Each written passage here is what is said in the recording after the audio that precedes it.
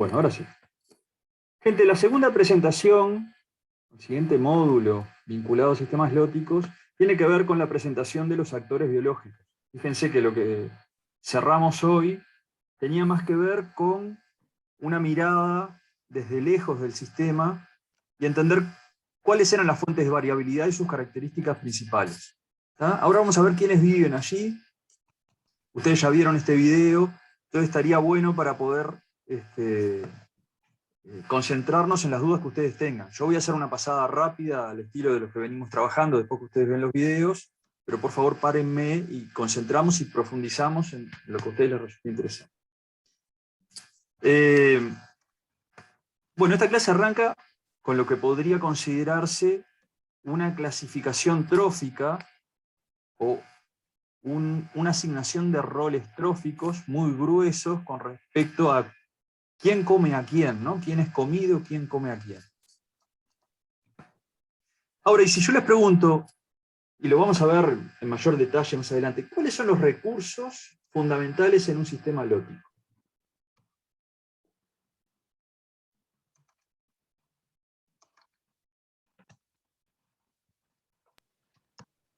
Luz.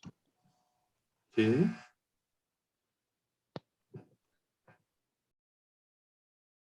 Eso no sería diferente de un sistema léntico, ¿no? Es verdad. ¿Qué más?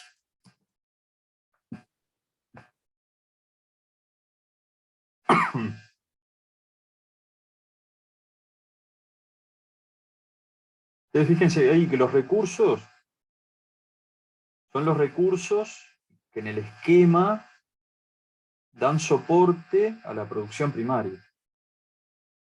Luz, por supuesto. ¿Qué más? Nutrientes. Nutrientes. Exacto. Esos dos factores son fundamentales.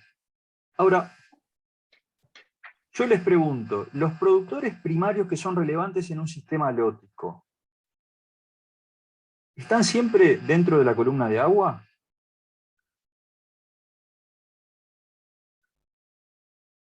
No. Por ejemplo, ¿cuáles no estarían? Y el perifito, ¿no? Puede estar El en perifito no el está en la sustrato. columna. Está bien, no está en la columna de agua, pero está dentro. Ah, está. Está bajo el agua. Pero tenés Ah, razón. no, bueno. Sí, no, pero está, es verdad. Pero las plantas de, no sé, de los humedales, por ejemplo. O materia orgánica que sea filtrada a través de los humedales. Sí. ¿Hay algo en el chat? Dale, Laura. Ahora, imagínense la hojarasca de la zona, de los árboles de la zona arbórea asociada al curso, sobre todo si son caducos, pero aún si son perennes, van a aportar una gran cantidad de materia orgánica, y esa materia orgánica, en algunos sectores en particular, establece la estructura biológica del sistema. Y a veces es muy mayoritaria cuantitativamente respecto a la materia orgánica que es producida por fotosíntesis en el propio curso de agua. ¿Está? Y esto vamos a hablar más adelante. Pero bueno, si nosotros preguntamos cuáles son los productores primarios propios del curso de agua, tenemos que poner macrófitas en la lista. Este esquemita yo ya se los mostraba. Pero macrófitas pueden ser plantas emergentes, como las que aparecen aquí. Pueden ser plantas sumergidas, como las que vimos en la laguna, o macroalgas con hábito sumergido. Estos son sistemas lóticos. Néstor ya les comentó sobre estos ríos y arroyos de Mato Grosso en Brasil, Mato Grosso do Sul. Y bueno, estos ríos de aguas tan claras pueden soportar el desarrollo de una biomasa muy importante de macrófitas. Y eso tiene que ver exactamente con lo que estamos hablando. Las aguas son muy claras y por lo tanto la luz puede llegar claramente al fondo y permitir que haya fotosíntesis. Ahora, si yo les pregunto, en un sistema de aguas corrientes, además de tener luz disponible, ¿no? Están en un lugar del sistema donde tengan luz, ¿qué tipo de adaptación las debe caracterizar para que puedan subsistir, para que puedan desarrollarse en el sistema lótico? ¿Qué les parece? que las diferencia, por ejemplo, de plantas que puedan establecerse en sistemas lénticos. Perdón, Roberto. Y el anclaje principalmente al sustrato, ¿no? El poder anclarse. Y esto es común tanto para las macrófitas como para todos los organismos que vivan en sistemas lóticos. Tienen que tener estrategias que eviten la deriva. ¿Ah? Y puede ser que si derivan, tienen que tener estrategias que le permitan recolonizar aguas arriba. Una planta no puede nadar, pero bueno, quizás la estrategia tiene que ver con el transporte de las semillas, que puede ser aéreo. Entonces, fácilmente puede cambiar la direccionalidad del flujo, ¿no? de los propágulos. ¿Ah? Así que bueno, las macrófitas, sí, macrófitas pueden haber, pero se tienen que dar una serie de condiciones. Una de ellas... Perdón, Sí, yo dale. quería consultar, dentro de las macrófitas, por ejemplo, pero ¿se pueden dar las flotantes libres pensando en que debería ser que dentro del curso de agua tenemos como diferentes sectores en los cuales, por ejemplo, donde sean los pools, pueden generarse ese tipo de plantas? O directamente no, porque se van a ir moviendo igual, o sea. A ver, alguien que se anima a reflexionar al respecto, o conoce un ejemplo. Y yo creo que sí, a veces se ven, ¿no? En la zona más tranquila, ¿no? Tipo como dice la compañera, en los pool ahí en los bolsones se ven algunas plantas que podrían ser flotantes libres. Sí, en la clase mencionaba eso, que en pozones donde el curso tiene una situación más laminar, pueden llegar a existir. Pero tienen que tener algún refugio o alguna estrategia para mantenerse ahí o recolonizar, y es muy probable que estén sometidas, asociadas al funcionamiento hidrográfico del sistema, a expulsiones masivas, ¿no? a descargas. Es muy probable que puedan subsistir, por lo menos por temporadas, en lugares de aguas más calmas, aguas más quietas, protegidas, recodos, bahías, no sé, zonas de muy baja profundidad, pero en el curso principal va a ser mucho más complejo. O uno pensaría que fuese así. Hay momentos de seca, ¿no? de poco caudal, en donde es menos probable que haya lavados, y ahí, en general, este tipo de organismos tiende a desarrollarse. ¿Y cuándo son las mejores condiciones? Y cuando el caudal o la velocidad tiende a cero, y muchas veces dominan en sistemas cargados de nutrientes con aguas turbias. ¿Por qué?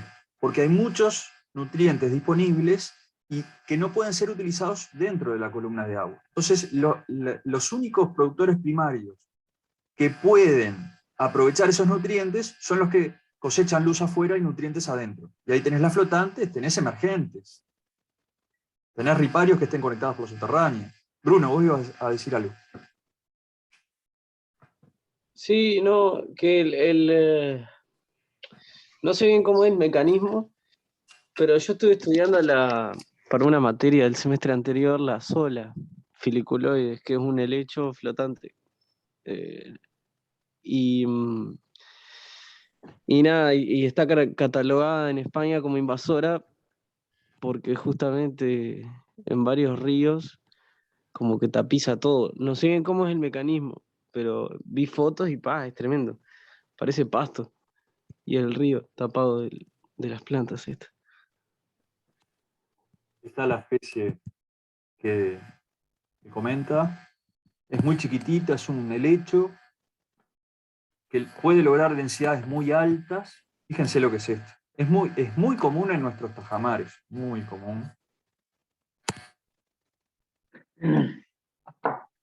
Fíjense la densidad. Y por acá abajo, acá aparecen unos estanques. Suele tener, a medida que pasa el tiempo, una coloración roja intensa. Y es un helecho que es simbionte con una cianobacteria fijadora de nitrógeno. Entonces, en estos sistemas que cubre totalmente, que quedan anóxicos, en general el nitrógeno pasa a ser un limitante, y esa simbiosis con una cianobacteria en donde la planta pone la materia orgánica que da energía y la cianobacteria pone el nitrógeno que está faltando, le sirve a ambos organismos. Ahora, Quizás ustedes no lo hayan visto nunca, pero hay sistemas lóticos muy grandes que tienen muy cercanos a su curso principal unas biomasas increíbles de macrófitas. Por ejemplo, el río Paraná, en algunos sectores del río Paraná, tiene islas flotantes de camalotes de una dimensión increíblemente grande. Ahí son plantas grandes, pero están en una posición del sistema que les impide ser desarraigados y arrancados. Pero cuando hay pulsos de inundación, nosotros esos camalotes los podemos ver en nuestras playas acá. Seguramente ninguno de ustedes lo haya visto, pero cuando yo era chico, grandes inundaciones al norte de Argentina traían monos en las islas de camalotes flotantes y víboras. Y a mí en el puertito de buceo me mordió el dedo una piraña, por contarle. Fuera del agua, ¿no? Pero bueno, ese tipo de cosas ocurren y están sometidos a pulsos de lavado, ¿no? De pérdida. También se puede ver en nuestros pequeños arroyos. En general, a ver, no sé si alguien va a la playa en Ciudad de la Costa o pasando el arroyo Pando, cerca a la zona de Atlántida. Después de los pulsos de inundación, en general se llena la playa de plantas flotantes. ¿Y de dónde vienen? Del arroyo Pando. ¿Y qué pasa? Se acumularon en el momento en que la velocidad era baja y fueron expulsadas cuando hubo un pulso de lluvia. Ahora, claro, lo que pasa es que ahí hay embalses. Son generalmente en esos embalses donde hay un dique que impide el pasaje de las plantas y las retiene. Y claro, cuando se desborda, se lleva todo. Vuelvo a compartir.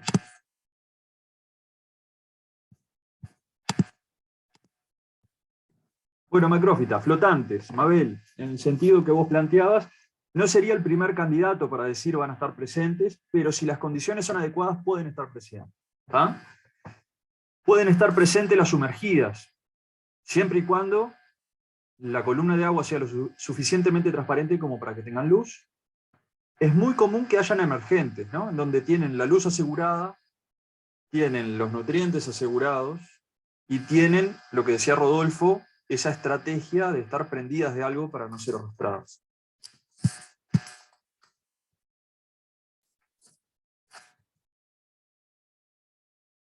Esto, por ejemplo, son pequeños canales, estos en Río Negro. Si ustedes se fijan allí cerca, esto es un sistema de aguas corrientes, no es un sistema léntico, es un pequeño arroyo. Y fíjense lo que era de esta segeria densa, la misma que vimos una de las que vimos en la laguna, ya del Potrero, unas densidades increíbles. El otro actor, además de las macrófitas, acuérdense que las macrófitas son plantas o macroalgas.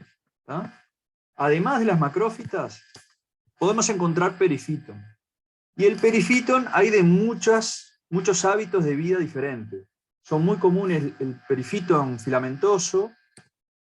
El perifitón filamentoso fácilmente se enrieda en las estructuras físicas, no es que tenga una raíz y una estructura que la fije, pero no es tan fácilmente lavable como si fueran células sueltas, ¿no? Perifito, fíjense, filamentoso.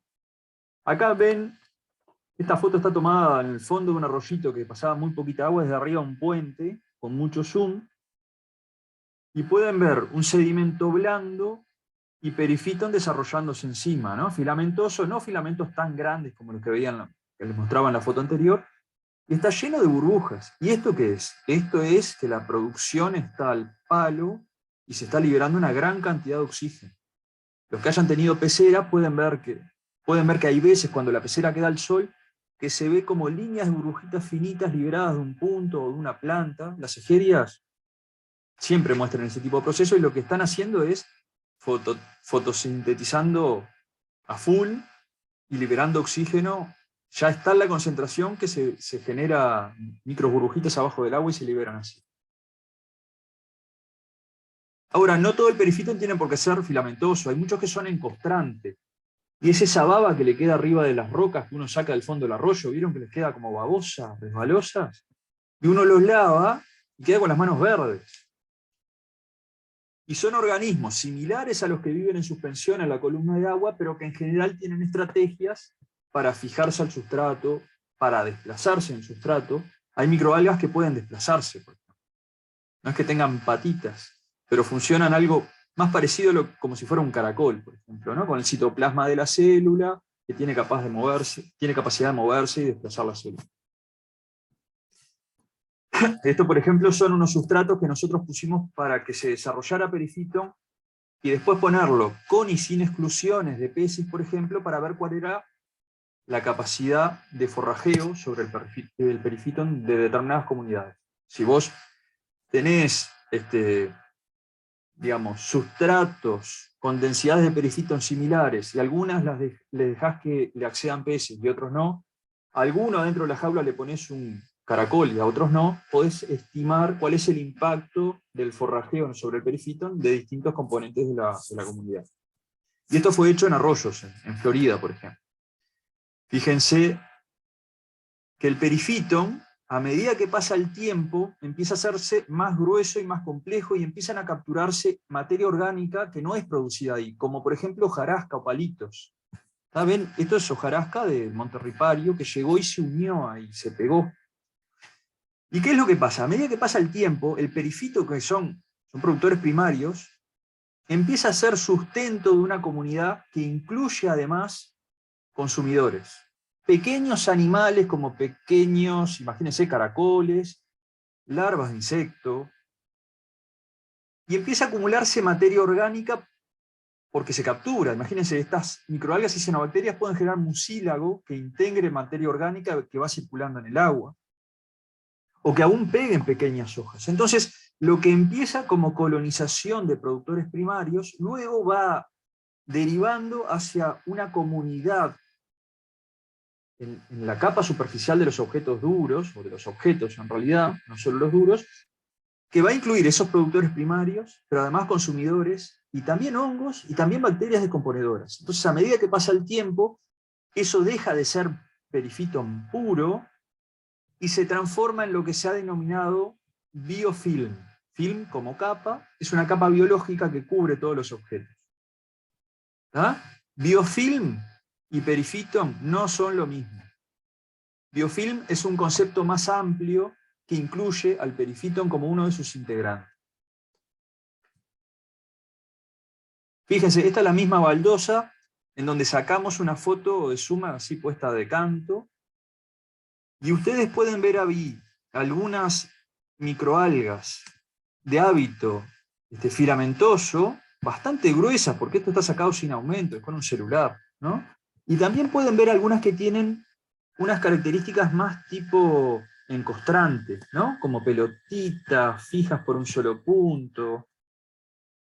Seguramente todas estas cosas que vemos son colonias, ¿no? No son células aisladas que no nos daría el ojo para verlas ni la cámara del celular, pero tenemos colonias de perifitón que pueden tener distintos hábitos de vida. Pueden llegar a ser lo que se llama arborescente, a tener un punto de fijación y un desarrollo vertical hacia la columna de agua importante. ¿Ah? Ahora, ese tipo de estructuras van a estar muy sometidas a la velocidad del agua, ¿no? Si generan mucha resistencia van a tender a ser arrancadas y perdidas aguas abajo.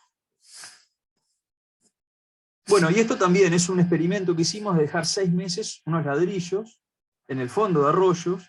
Claro, cuando volvíamos a los 6 meses encontrábamos esto, que parecía una cosa espesa, de un barro verde, lleno de burbujas, que por supuesto que estaba lleno de organismos productores primarios, pero también de consumidores, larvas de insectos, todo junto. Eso es biofilm. Y acá sacamos muestras, por ejemplo, fíjense, de área conocida para calcular la materia orgánica. En estos casos sí se pueden hacer extracciones de clorofila, estimar cuánto de esa materia orgánica puede ser de productores primarios y cuál quizás no. ¿Ah? Y el biofilm entonces, como yo les decía, está compuesto mayormente por microalgas, cianobacterias, organismos heterótrofos, como bacterias, hongos, protozoarios y metazoarios. Para los que no recuerden mucho biología, los metazoarios son los animales. Nada de esto. ¿Ah? Y a veces el perifitón y el biofilm genera estructuras que son muy encostrantes. Fíjense, en este ladrillo era un ladrillo de hormigón, limpiamos mucho la estructura y hay perifitón que está súper inserto en las pequeñas porosidades, y por más que raspes con metal, no lo sacás, no hay forma. Y eso es una estrategia de colonización de este tipo de ambientes, ¿no? Y de protección contra la depredación. En fin, claro, es un balance. Van a perder acceso a la luz, están muy escondidas, son muy pequeñas, pero por otro lado, mientras estén ahí, no tienen enemigos que puedan con ellas. También es una comunidad diversa. Hay muchas especies que conforman esta comunidad. Nosotros en general tenemos indicadores globales, como clorofila, como materia orgánica, como biomasa, miligramos por centímetro cuadrado. Podemos calcular ese tipo de cosas. La composición es bastante compleja, bastante diversa y poco estudiada en términos generales. En el país hay pocos trabajos de física. Ahora, si nosotros agarrásemos un microscopio electrónico barrido y le sacáramos una foto al biofilm, encontraríamos algo tan complejo como esto. Por ejemplo, acá hay una diatomea, la estructura de una microalga. Después ven, estas pelotitas chiquitas son cocos, son bacterias esféricas. Y luego se ven estructuras más del tipo filamentoso, microalgas filamentosas, todo eso inmerso en una matriz mucosa y de materia orgánica amorfa en descomposición. Es muy complejo, es muy variable. Ahora, esta estructura, estos son los ladrillos esos de hormigón que yo les comentaba, ¿no? Y nosotros tomando muestras, habíamos tomado muestra de área conocida para ver perifitons y tomábamos el resto del área para ver cuál era la comunidad asociada. Todo el resto del área era raspado, una bolsa y conservado para estudiar qué era lo que allí vivía.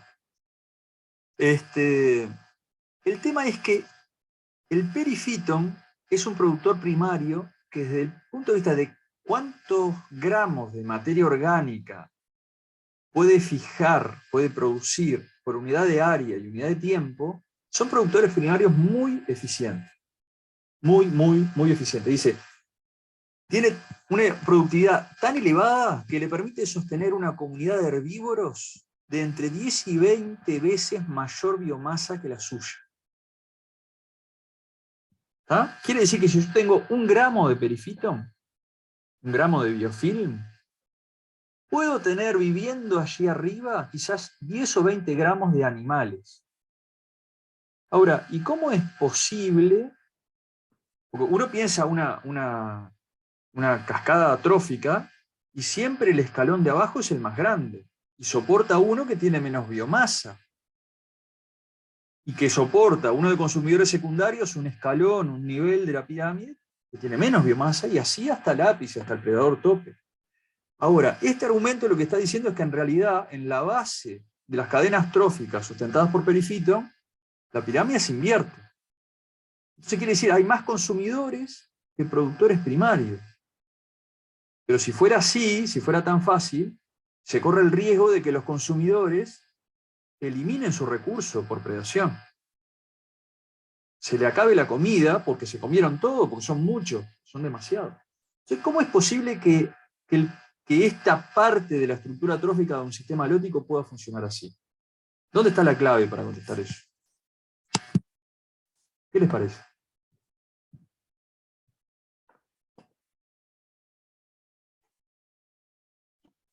Pueda sostenerlo así.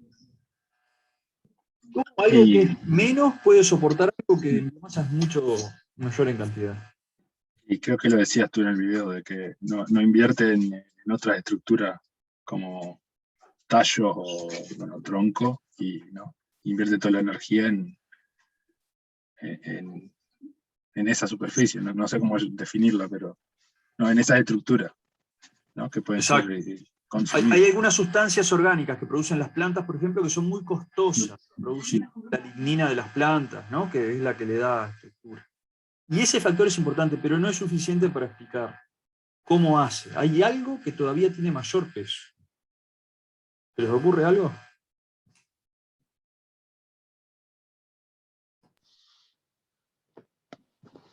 La productividad. ¿Cómo lo explicás por productividad, Bruno? Bien. O sea, que crecen muy rápido. Exacto. Y se reproducen muy rápido también. Exacto.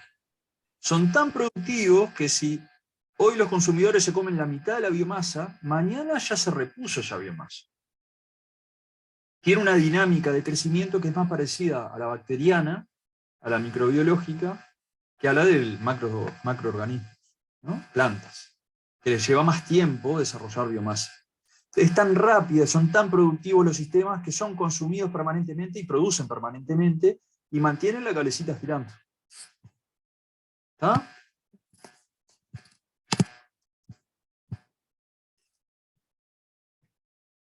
Bueno, estos son otros experimentos. Esto fue la pasantía de grado de Natalie Corrales, que es una colega, una bióloga, que también se hizo en arroyos, y lo que se hacía era incluir en macetas, que son sustratos porosos, distintas concentraciones de nutrientes adentro y ver cómo influía el tema de los nutrientes, el tema de la luz, porque habían de estas macetas con distintos niveles de luz, y el tema del acceso a predadores a la producción de perifita. Y ahí en esos experimentos de Natalie, ella demostraba que el tema del acceso a predadores, a macropredadores, era sumamente relevante para determinar la biomasa de perifita. O sea que la predación, el forrajeo en realidad a esa escala, es muy relevante. Esta foto me encanta, ustedes se van a disculpar. Esto fue en un momento, una pecera que yo tenía donde vivía antes, que cayó en el abandono y sin peces durante un tiempo. Y esta es la foto desde afuera, desde cerquita, pero del vidrio de la pecera iluminado por detrás. Y ustedes pueden ver la estructura del perifitón, la heterogeneidad de los grupos, ¿no? Que se diferencia por sus colores, por su forma de desarrollo en esa superficie translúcida que es el vidrio. Bueno, el tema es que el perifitón es una comunidad muy relevante en los sistemas lóticos. No quiere decir que no lo sean sistemas lentos. Pero desde el punto de vista relativo es mucho más influyente en los sistemas lóticos, particularmente en algunos sitios que después vamos a analizarlo, donde se dan las condiciones para que pueda desarrollarse. ¿Tá? Porque no en cualquier lugar de un sistema lótico el perifitón va a tener suerte. ¿Tá? Y el tema es que como...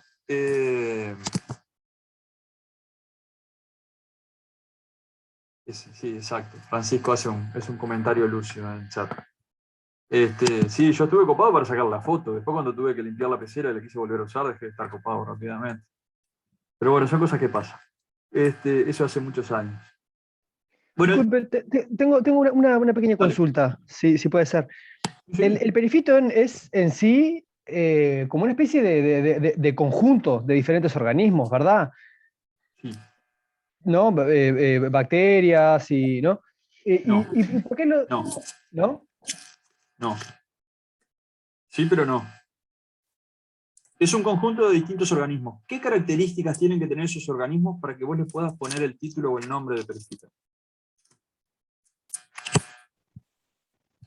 No lo sé, claramente no estoy terminando de entender, disculpa. ¿Eh? No, está, pero para eso son las dudas, Julián. Si estuviera todo claro desde el principio, no sería necesario preguntar nada en la vida. Alguien que tire. ¿Era eso de que se tenían que adherir a algo? Yo le apagué la cámara porque cambié de chicle. Esto de andar sacando la cámara no. Vamos por un chicle nuevo. No necesariamente. O sea, el perifitón no es fitoplancton porque crece adherido a un sustrato. Entonces, ahí estamos de acuerdo. Pero con que esté adherido no es suficiente para que sea perifitón. ¿Qué otra característica tienen que tener la comunidad o el organismo o la especie para que os diga, esto es perifitón? Ser fotosintéticos no era otra Hacer fotosíntesis. Exacto. Tiene que ser microscópicos, porque si no estaríamos hablando de una macrófita. Tiene que ser fotosintéticamente activo, y ahí en ese grupo de cosas chicas unidas a sustratos fotosintéticas podés tener cianobacterias o microalgas. ¿Tá? Son cianobacterias o microalgas. Está, pero nosotros como que las tomamos no como un conjunto de comunidades, sino como un productor primario en sí mismo, digamos. Eso es lo que no termino de entender, ¿no? No, está bien. Es un término que engloba, es como macrófitas. Estás metiendo mucho. Macrófitas, en la bolsa de las macrófitas, vos tenés macroalgas y tenés plantas. Y dentro de las plantas tenés helecho, tenés briofitas, tenés angiospermas y casi ninguna gimnosperma. Pero es una bolsa de muchas cosas diferentes. Y acá también, perifitón es una forma de vida, un sentimiento. Claro, claro, pero está como compuesto por otros productores primarios en sí también, ¿no? Podría decirse. ¿Qué otro? El perifitón en sí. No, de justamente como venías diciendo, microalgas y. ¿Cómo es? ¿Cómo fue que dijiste? Y cianobacterias. Y cianobacterias. Ahí va, ahí va. Así que eso, no es un organismo en sí mismo, sino que es este conjunto o esta asociación de microalgas y cianobacterias, y se toman en sí ese conjunto como productores primarios, ¿no? Como un productor primario importante en los sistemas lóticos. Exacto. Es un componente del grupo de los productores primarios que es microscópico, fotosintético, por supuesto, porque es producto primario, y que crece adherido a sustrato. Esas son las características que tiene que cumplir. Ahora, vos decías, Julián, cuando preguntaste si las bacterias también estaban ahí. Pasa que las cianobacterias no son bacterias puras. Es un tipo Total. ¿no? Del reino protista o monera. Si vos ahí incluís las bacterias que son heterótrofas, los hongos y los animales, además del perifitón, todo junto, ahí ya vamos a estar hablando de lo que yo definí hace unos minutos como biofilm. Y que es una comunidad que en general vos no encontrás el perifitón pelado, encontrás biofilm, en donde vos tenés productores primarios y toda la comunidad que está asociada a sustrato. Es microscópica y asociada a sustrato. Que pueden Claro, ser... estaba haciendo esa confusión, como pensando el perifitón como el biofilm. Claro, ahora entiendo mejor. ¿Tá? Lo que suele suceder, y eso ténganlo en cuenta, Julián, porque después de llevar a la confusión es, vos agarrás una roca, mirá esto verdecito de acá, ¿viste? Sentí la babita de la roca, que está... Esto es perifitón, ¿viste? Y no, en realidad lo más probable es que eso sea biofilm, no perifitón. Que tenga perifitón solo, productores primarios aislados, es muy poco probable, siempre va a haber algún consumidor ahí en juego. ¿Está? Perfecto, Sí. gracias. Y entonces, para que me entregue un poco, perifitón estamos hablando siempre de microalgas y cianobacterias. Sí, ¿y qué más? Esos son los componentes. ¿Y cuál es el modo de vida? Son fotosintéticos. Sí, Microscópicos. sí. Y otro plus es que suelen estar adheridos a un sustrato. Exacto. Si no serían fitoplancton, podrían ser fitoplancton. Perfecto, genial. ¿Tá? El tema es que en los sistemas lóticos el fitoplancton no suele ser un componente de los productores primarios relevante. ¿Y por qué? Porque es perdido aguas abajo y la tasa de recolonización en general no es suficiente comparada con la tasa de pérdida, ¿no? Entonces, a no ser que las condiciones se parezcan mucho a un sistema léntico, que puede pasar en un sistema lótico, puede pasar, ¿no? Una sequía muy larga, la desconexión entre pozones y un tiempo de residencia de un par de meses, y puede ser que yo vaya a un pozón, lo que es un sistema lótico, con un caudal cero o un caudal muy bajo, y lo encuentre verdes, cianobacterias explotando. Puede pasar. Pasa. O sea que la diferencia con el fitoplancton es la adherencia al sustrato, al sedimento, perdón. Sí, desde el punto de vista del modo de vida, sí. Ahora, hay organismos que son... Yo puedo encontrar organismos del fitoplancton depositados por sedimentación en el fondo, ¿tá? Y formando ese biofilm, esa comunidad por determinados momentos. Pero hay especies que están adaptadas a un modo de vida perifítico. Si, por ejemplo, vos podés tener microalgas diatomeas que su modo de vida es estar en suspensión y son parte del fitoplancton, y otras microalgas diatomeas que su modo de vida es estar adherido a sustrato. En general, las diatomeas que son como cilíndricas, son una forma muy típica, muy parecida a la foto que yo les mostraba recién, suelen estar suspendidas en la columna de agua, y las que se llaman penadas, que tienen forma de un navío, de un barquito visto de arriba, más parecido a eso, tienden a estar asociadas a sustrato. No quiere decir que no las pueda encontrar suspendidas en el agua, o que no pueda encontrarlas cilíndricas apoyadas en el sedimento, ¿no? Pero ¿cuál es la diferencia? Que esas que son penadas tienen como un pie son las que yo me refería hoy, tienen como el pie de un caracol a escala unicelular, ¿no? Que les permite desplazarse por la superficie y cambiar su posición. Tienen adaptaciones específicas para encontrar el lugar que mejor le conviene, ¿no? Más luz, más nutrientes, escapar lentísimamente de depredadores. ¿Ah? Ustedes pregunten, gente, que para eso estamos acá. Si no, les mandaríamos los videos y la dejaríamos por ahí. ¿Qué hora estamos? Bueno, ustedes cualquier cosa me paran, yo sigo. Periphyton, les decía, Periphyton es un grupo de productores primarios muy relevantes en el funcionamiento de sistemas lóticos y vamos a seguir hablando de ellos. No quiere decir que no sean o no puedan ser relevantes en sistemas que no son lóticos como los lénticos, pero aquí se destacan. Y lo han usado algunos autores para poder... Bruno, mandá videito, después lo distribuimos por el EVA, si te parece. O te pido, mejor, mandalo por el EVA, así lo vemos después, lo podemos analizar en clase. ¿Tá? Que escribiste ahí en el chat. Gracias. Les decía, porque tengo que abrir el chat y cerrarlo. Bien. Imagínense un sistema léntico que se eutrofiza.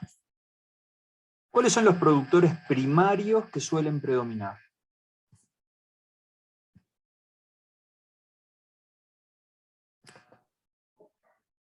Cianobacterias. En los niveles más altos de nutrientes y a mayores temperaturas suelen dominar cianobacterias. Pueden haber otros grupos que dominen.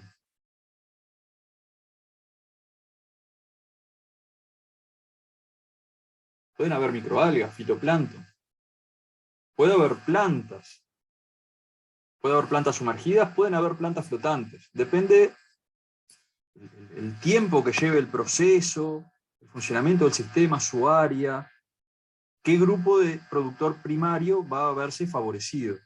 ¿Ah? Pero en general, los lagos tienden, en el proceso de eutrofización, a pasar a estar dominados por fitoplancton, que pueden ser microalgas, cianobacterias. En general es una comunidad que va variando en el tiempo rápidamente, ¿no? Por esa gran dinámica que tiene.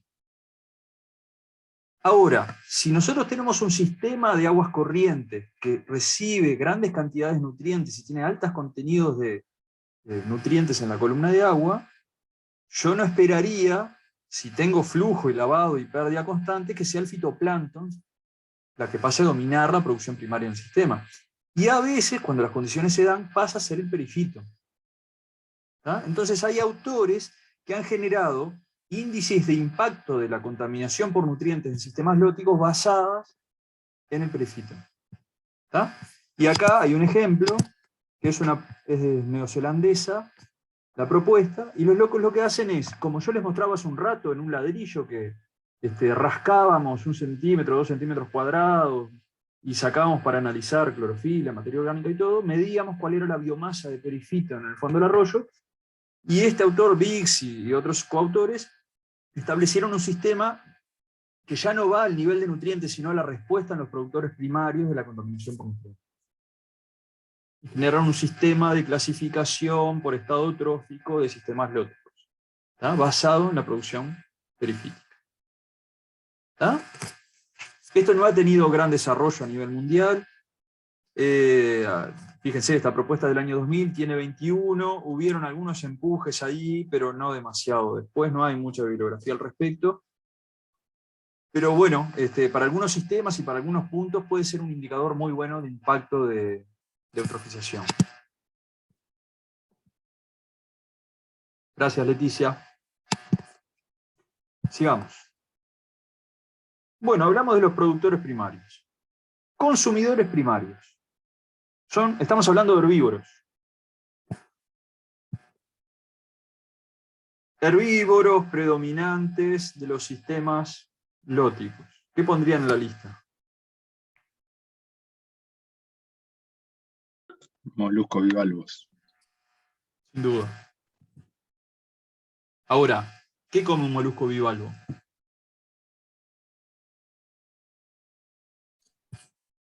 Bueno, planta. Podría comer perifito también, ¿no? Podría comer perifito. En general los moluscos bivalvos, como las almejas, suelen tener un hábito de vida filtrador. Y filtran lo que está en suspensión en la columna de agua. Entonces, si estuviera en un lago, uno esperaría que se alimente mayoritariamente de fitoplancton.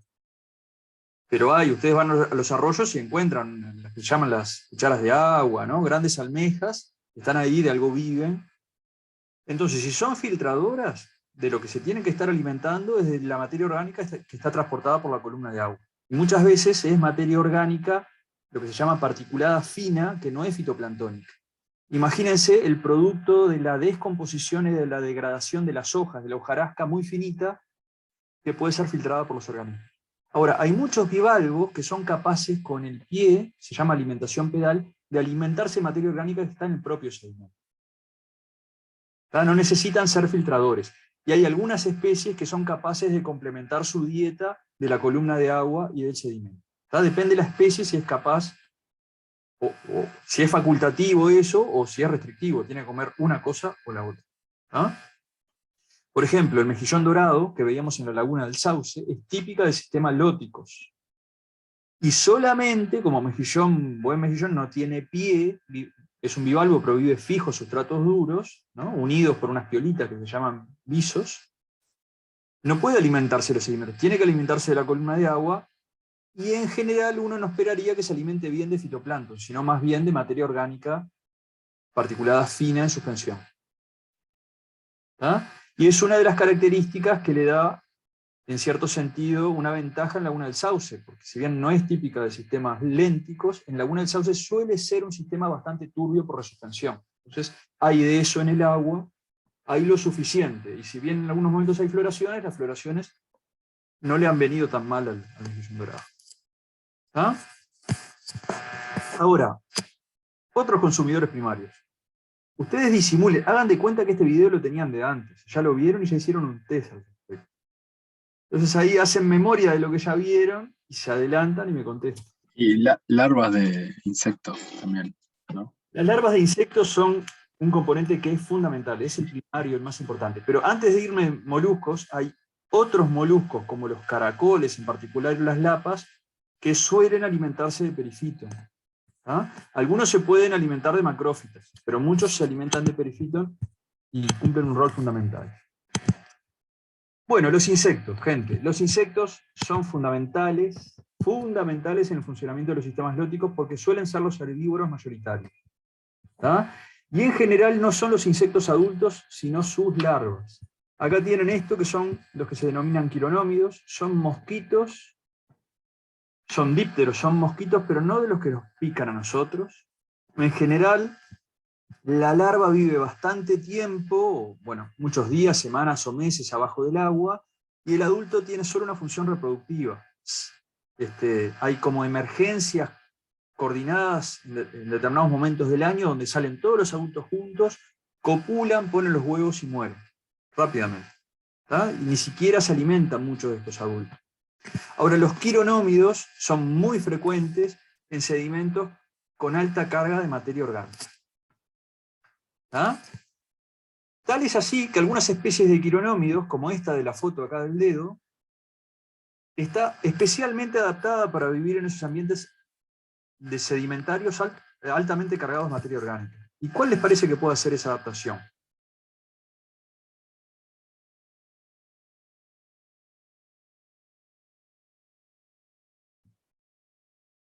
Mirando la foto acá, ¿no? Acá.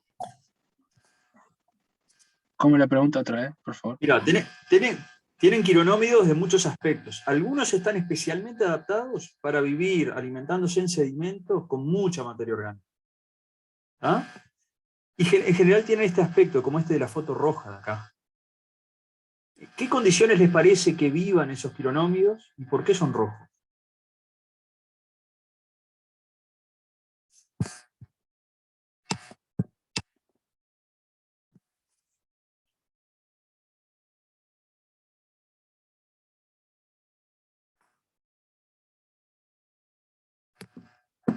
¿Qué les hace acordar ese color?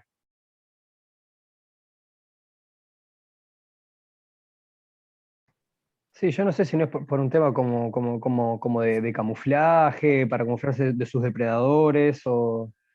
El tema es que son muy vistosos estos, son rojo vivo, prendido. Todo lo contrario, entonces, ¿no? Todo lo contrario. Esto les hace acordar, a mí me hace acordar a la sangre, yo estoy de acuerdo que es sangre. ¿Y por qué por qué nuestra sangre es roja? Ah, tú Su decías contenido en de el, hemoglobina. eso mismo que dijo Rodolfo. Por el oxígeno puede ser, porque viven en sedimentos que pueden ser anóxidos y necesitan tener bastante oxígeno en la sangre. Podría ser. Exactamente. Tienen que tener sustancias capaces de retener fuertemente el poco oxígeno que hay si estás en un medio muy reductor, con mucha materia orgánica y que demanda mucho oxígeno para la descomposición de la materia orgánica. Entonces hay especies, como esta en particular, que tienen una adaptación que es similar a la de nuestra hemoglobina, que lo que tiene es hierro, ¿no? Hierro que es capaz de capturar oxígeno, oxidarse, capturar oxígeno, y permitirle tener un metabolismo basado en la respiración de oxígeno a estos animalitos que viven en esas condiciones, metidos, por ejemplo, en un barro espeso, ¿tá? Con poco acceso a oxígeno. Quironómidos.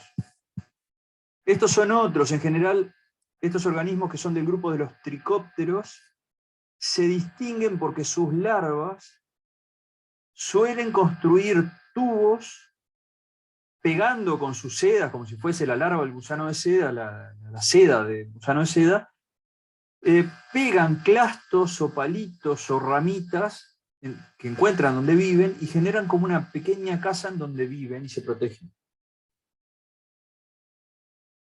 Tricópteros. Son muy típicos. Les voy a mostrar, a ver si encuentro. Tengo una página web abierta acá, pero no sé si no la terminé cerrando. No.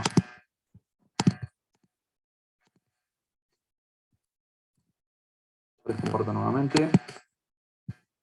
Como para dejar un poquito ver algo distinto.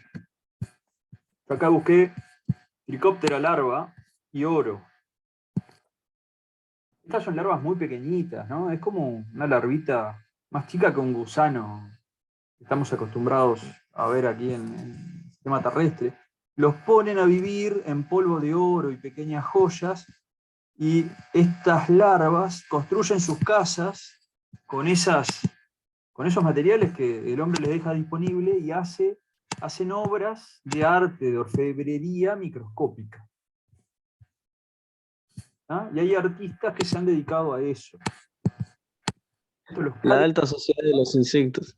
Vos viste, ¿no? Está el mundo, amigos. Fíjense. Este es el gusanito, se ven sus patas agarrando una pequeña perla, ahí en esquirlas de oro. ¿Ven el video ahí?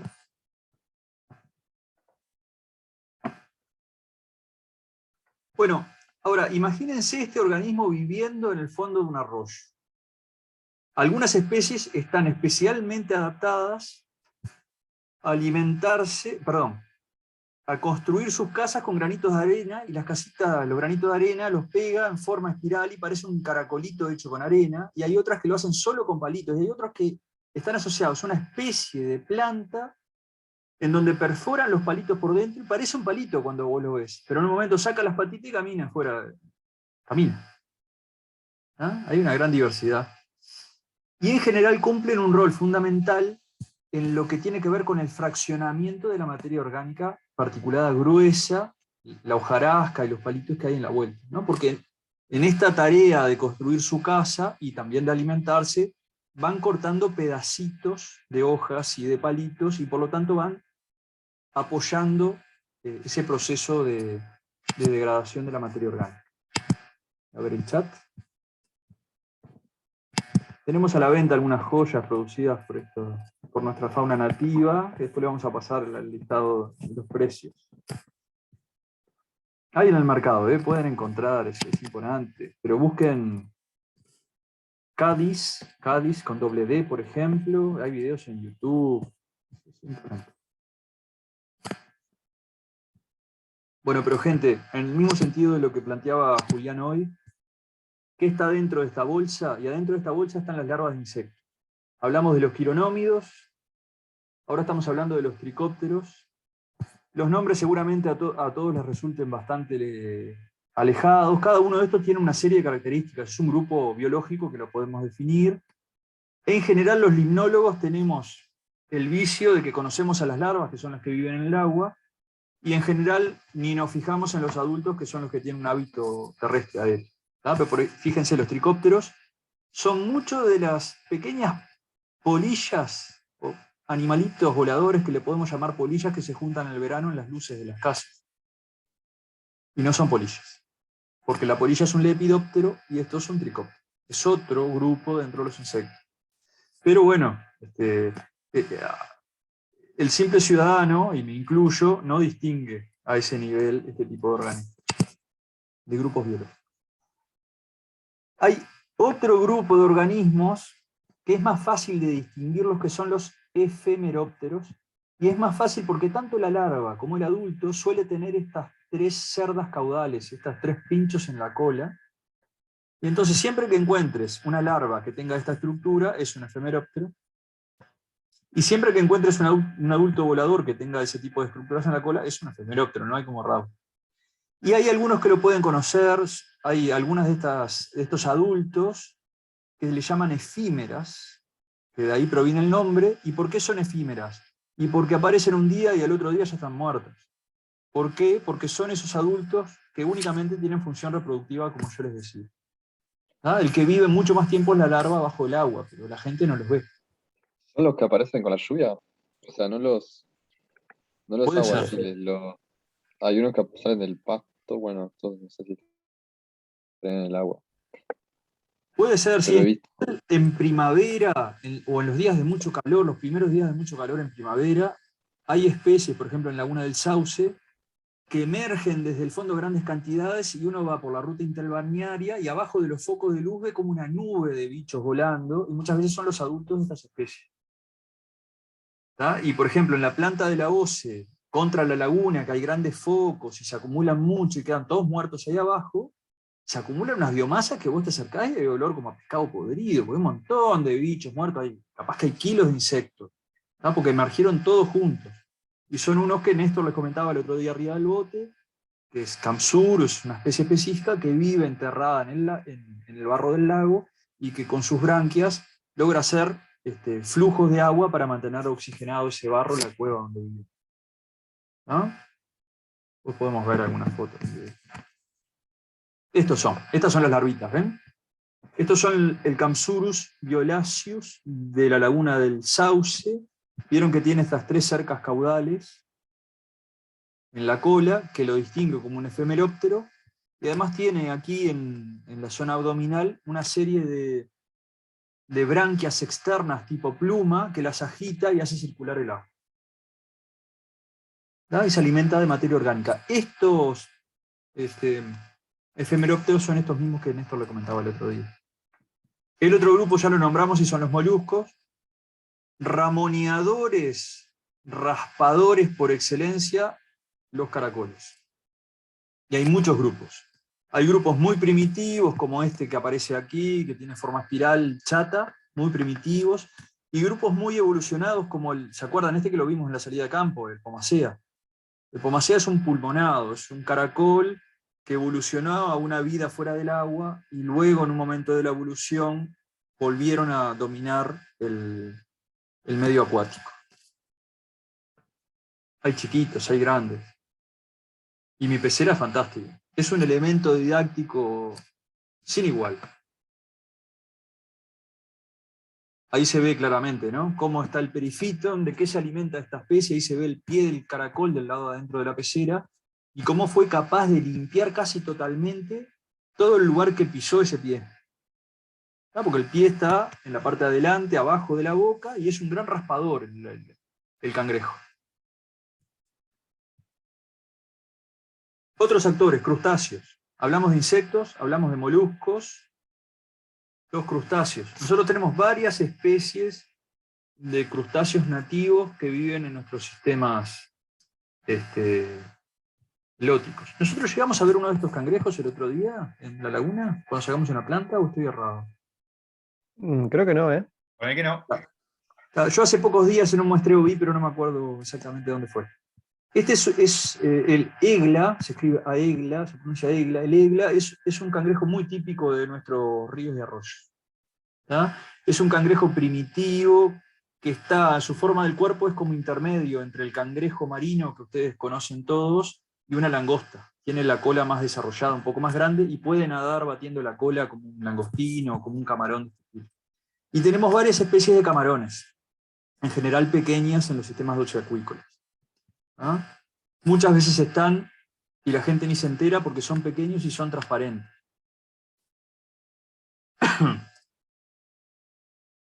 Siguiente grupo de consumidores primarios, tenemos a los peces. Peces herbívoros. Tenemos algunas especies que son herbívoras exclusivas. ¿tá? Tienen que comer productores primarios. Y entre esos grupos tenemos los que se llaman viejas de agua o limpiavidrios. En la terminología coloquial, son los loricarios, es un tipo de bagre, como estas dos fotos de acá abajo. Nosotros tenemos muchas especies, unas cuantas especies de estos peces, y son especies que se alimentan casi exclusivamente de perifito. ¿tá? Y la boca es como una gran ventosa que raspa. O sea, la boca no raspa, tiene dientes, pero con esa boca tipo ventosa son capaces de fijarse a las rocas como si fuese una ventosa, un chupón, y al mismo tiempo alimentarse. Y así van recorriendo el sustrato y tienen, por la forma del cuerpo y por esa capacidad de anclaje que tienen con la boca, una estrategia para gastar poca energía y mantenerse en lugares con alta corriente. ¿tá? Hay especies más y menos adaptadas a la velocidad del agua.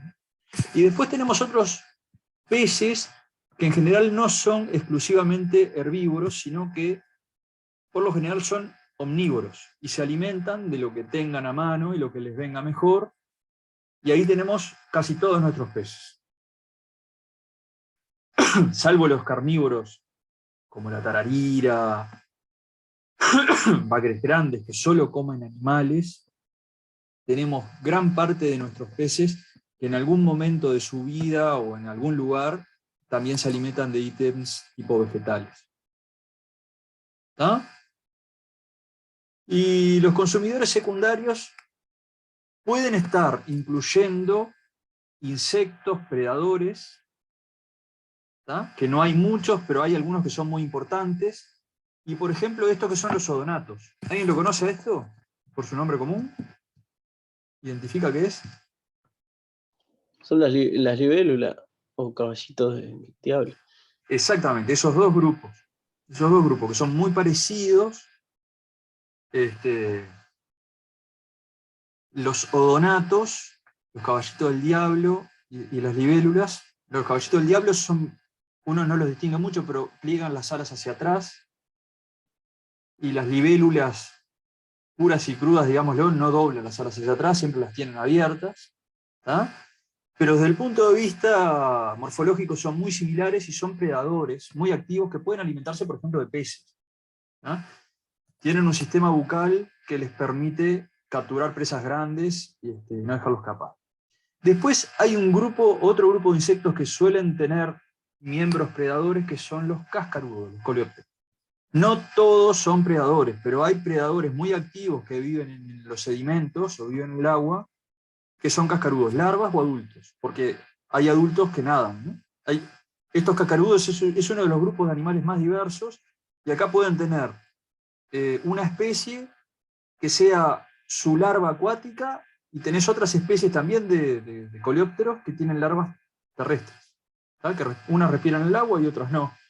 Y después podés tener una especie que la larva viva en el agua, el adulto sea capaz de volar, pero también sea capaz de nadar, como esta que aparece ahí. Y en general hay grupos de coleópteros que son predadores muy activos, ¿no? Nadadores muy ágiles. Si fueran de nuestra escala le tendríamos mucho miedo. Como a estos. Esto es otro grupo más raro, si se quiere, de insectos, pero cuando hagamos la salida de campo lo vamos a ver. Son los megalópteros, y también son predadores activos sus larvas, en el fondo de los arroyos. Y sus adultos yo nunca vi un adulto de estos bichos, y si lo vi nunca fui capaz de poder diagnosticar su pertenencia a este grupo. ¿tá? Le llaman megalópteros, a veces en la bibliografía aparecen como neurópteros, es lo mismo. En fin. Y bueno, y en esta bolsa de los consumidores secundarios y los consumidores tope tenemos una gran cantidad de especies de peces. ¿Ah? En esta foto tenemos varios peces nativos, tenemos el bagre anguila, que solo se alimenta de pequeños animales y que tiene un modo de vida fosorial, que vive abajo de las piedras, escondido, dentro de tubos. En las zonas rocosas de los ríos suele vivir el bagre anguila y no llega a unos 20 centímetros. Después tenemos el coridoras. El coridoras es lo que se usa mucho en acuariofilia, que es el que se denomina limpiafondo, es un pequeño bagre que se alimenta de pequeños animales que se encuentran entre los granitos de arena. Entonces siempre está buscando animales en los granitos de arena. Y después tenemos estas dos especies que son del mismo grupo de peces, que bueno, que son más o menos omnívoros. Este que es el cabeza amarga, lo pueden conocer como cabeza amarga, es un predador exclusivo, un predador tope, de no gran tamaño, pero en general se alimenta de peces, de camarones, de animales que se mueven. Y la denominada castañeta, que tenemos varias especies, de cualquiera de estos tenemos varias especies, que es un animal más omnívoro, pero que también tiene actividad predadora. ¿Siguen ahí? ¿Están ahí? Estamos acá. Aquí estamos. Esperen que les voy a mostrar unas fotos.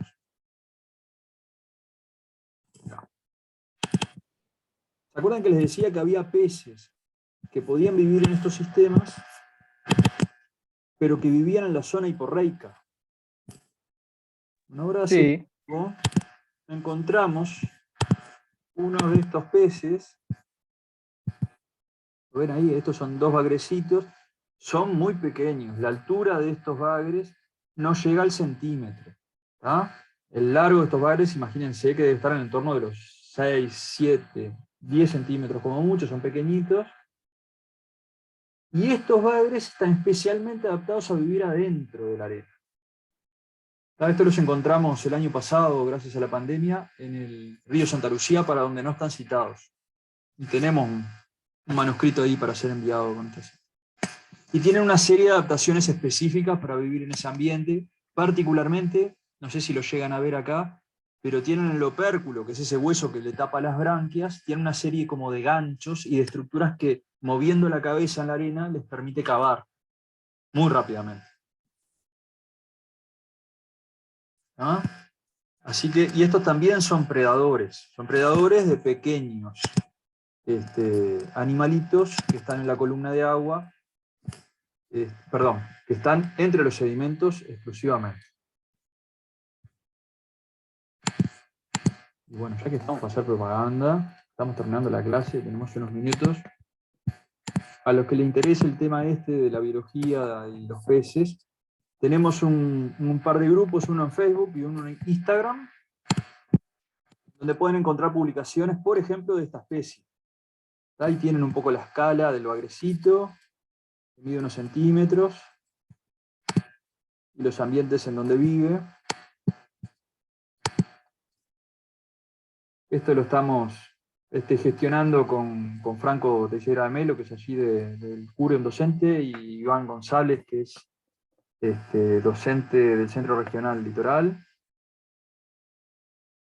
Es un video, pero no se mueve. ¿Por qué? Y este es el tipo de ambientes donde viven estas especies. Y bueno, y si quieren conocer algo de la biodiversidad de peces de Uruguay y de la región, hemos tenido la suerte de que muchos investigadores referentes en la temática de la región participan en estos grupos y comparten sus conocimientos. Y bueno, por ejemplo, Malabarba, que es de la Universidad de Porto Alegre, y hay un grupo de investigadores argentinos bastante grande, y pueden encontrar acceso, por ejemplo, este es el mismo tipo, digámoslo así, el mismo grupo de peces que les mostraba recién. Y bueno, pueden encontrar bastante información en estos formatos nuevos. Esto también, el cabeza amarga y la castañeta, de unas especies distintas a las que les mostraba recién en la presentación. Ha sido una experiencia interesante. Ahora, en esta altura del año, en invierno, en general no se mueve mucho el grupo, pero ya volverá a estar activo. Hay muchos pescadores y muchos acuariofílicos. Bueno, déjenme ver si falta algo. ¿Y la hora? Bueno, vamos a ir cerrando.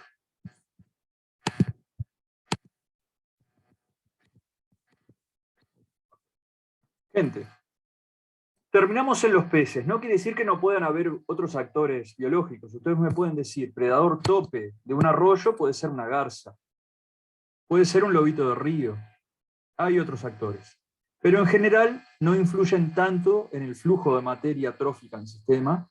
Pueden hacerlo en algunos lugares y en algunos contextos, ¿no? Pero a escala del funcionamiento de los arroyos, los peces, las larvas de insectos y los moluscos suelen ser consumidores primarios, secundarios o tope fundamentales. Bueno, estrategias que son comunes para los distintos actores. Vamos a ir rápido. Hablamos de estrategias que les permitan solucionar el problema de la deriva, del lavado, de la pérdida. Uno es el anclaje fuerte y la otra es la recolonización. Y hay un término técnico a lo que se refiere esto, o que se usa en este tipo de estudios, que es la reotaxia positiva. Esto quiere decir la capacidad de nadar contra la corriente. Muchos de estos organismos, si vos los sometés a una corriente de agua, rápidamente se orienta con la cabeza hacia aguas arriba, hacia de donde viene la corriente, y empieza a nadar activamente. ¿Ah? Es un instinto de supervivencia, ¿no? De no ser expulsado del sistema de donde vive.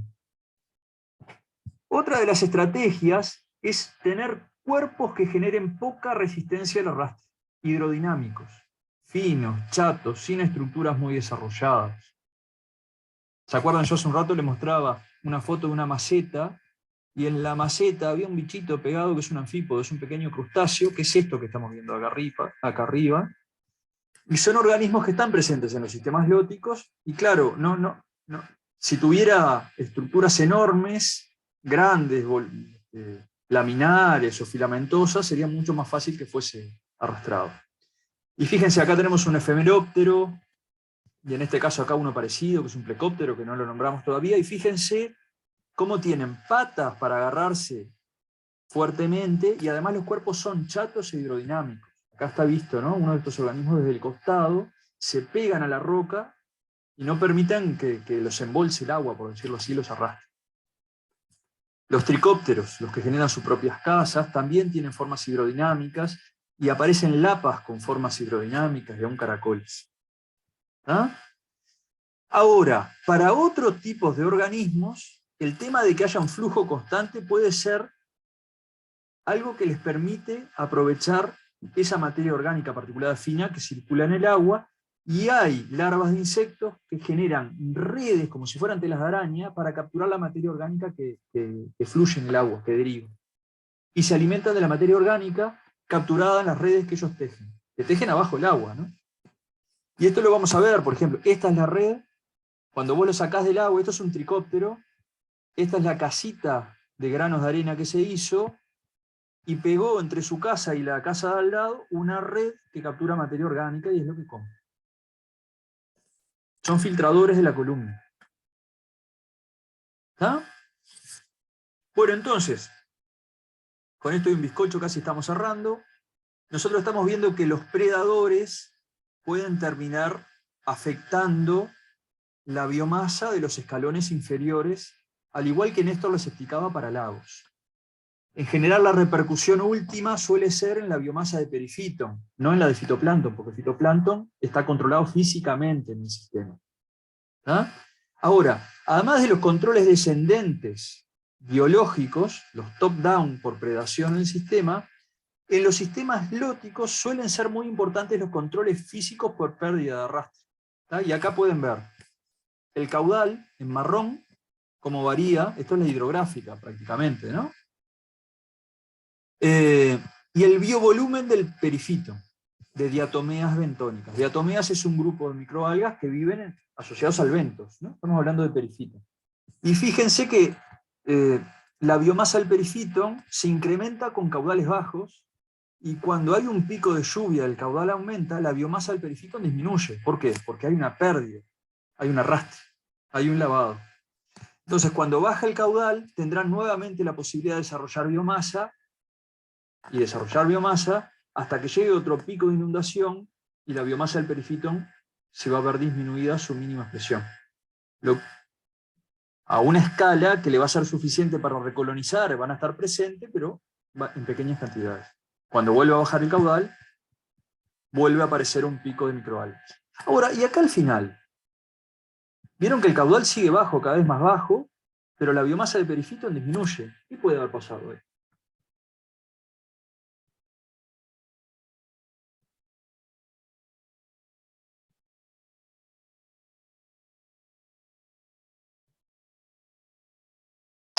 Y que haya sido consumida. Exacto. Si vos tenés condiciones físicas estables por un tiempo suficiente y acumulás mucha biomasa de perifito, le vas a dar oportunidad a los predadores que desarrollen mayor biomasa, que pase 1 o 2 generaciones de reproducción, o se acumulen en determinado lugar y puedan por predación, por control biológico, disminuir su biomasa. Pero depende de la dinámica temporal del sistema. ¿Está? Muy bien, mal. Bueno, con esto terminamos las clases de hoy. Gente, les digo, la clase, el martes tenemos el parcial, va a tener un enfoque globalizador, más general, porque va a abarcar todos los temas vistos en lénticos, pero la estructura va a ser similar a la de los test iniciales. La misma lógica. ¿Tá? Pero las preguntas no son tan puntuales, son más abarcativas. ¿Tá? Martes, 15 a 17 horas. ¿Tá? Yo, visto lo que hemos conversado, creo que no vale la pena que yo les ponga materiales para el próximo jueves ya. Creo que tiene sentido que ustedes se concentren en el parcial de acá el martes, y yo el martes les voy a dar un video para que vean para el jueves. Yo lo que les puedo decir es que lo que viene de sistemas lóticos integra todo lo que hablamos de sistemas lóticos hasta ahora, y lo vamos a llevar al mayor nivel de complejidad posible que tiene el tema. ¿Tá? Entonces está bueno que ustedes lleguen a la clase del jueves que viene manejando los conceptos que vimos y que terminamos hoy de sistemas lógicos. Sepan distinguir el perifitón del biofilm, sepan cuáles pueden ser los controles de la biomasa perifítica, tengan una idea de lo que estamos hablando. ¿tá? Porque lo que vamos a tratar de hacer para la clase del jueves es hacer un recorrido histórico de los distintos aportes teóricos en la comprensión de la estructura y el funcionamiento, sobre todo de los ecosistemas lóticos. Y van a ver que esa teoría es algo más compleja que la de sistemas lénticos, porque los sistemas son más heterogéneos. Los lagos son más parecidos entre sí, tienen sus límites mejor definidos, los lóticos son más complejos.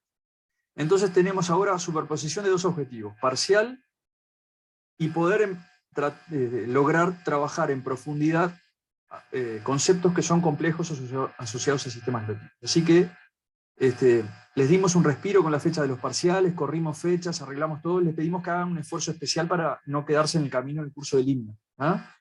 Porque con lo que Néstor les planteó en la última clase de lénticos, que llegó al mayor nivel de complejidad en sistemas lénticos, y lo que planteemos en estos lóticos, vamos a tener las piedras más grandes que se van a encontrar en el camino del curso de limnología, ya las vamos a haber pasado. Después es bajada. ¿Ah? Igual tenemos tiempo, ¿no? De repreguntar, de analizar, pero traten de no llegar pintados y sin haber visto los videos. ¿Ah?